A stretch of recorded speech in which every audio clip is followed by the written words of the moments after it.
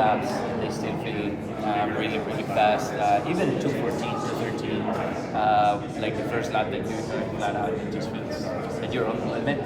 So adding 14 to 50 more miles to that on qualifying day, it's going to be huge. But yeah, after a couple laps, when the car settles in, it's pretty straightforward. What do you think of Giant Alex keeping his eye on 16th Street out here at Gate 3 when everybody comes to the track to go to the museum?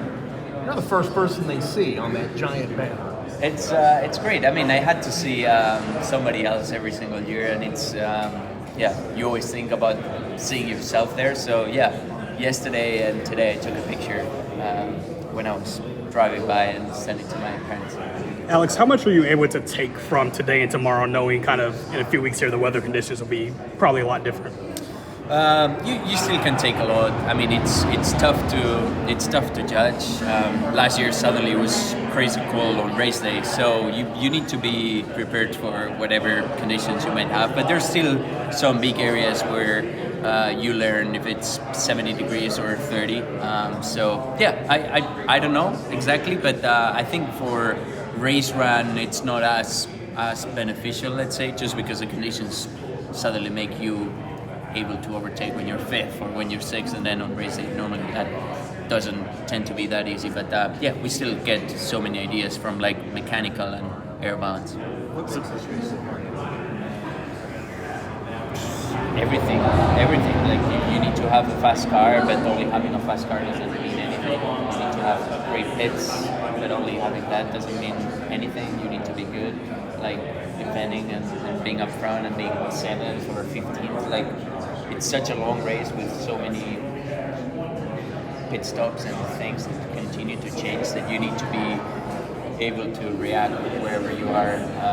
It's not like a straightforward race where you're top 3 and you do a good pit stop and you win. It's more of like, hey, you might be leading, but then you're 15th for wide on the outside and you need to survive that. And yeah, I think there's so many things that can go wrong, and as soon as one of those don't go right, you win. Last question, guys.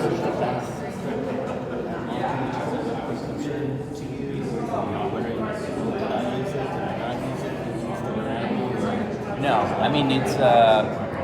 I think it's very different to what happened 2 years ago, or last year, where we saw a team that had something that enabled only for their cars. What happened last week at Long Beach was just an issue on IndyCar side that affected all the cars. So it's not against rules or anything. Like, it's a very different scenario of what we had last year. Is it bittersweet with a new car, knowing the last one is in the museum? Is kind of, you like to use probably the one that won last year? Yes and no, yeah, obviously. But at the same time, I feel like every year you start with a car that it's not good, and then you need to start tweaking it and making it feel, with the steering inputs and brakes and everything, how you want to feel it.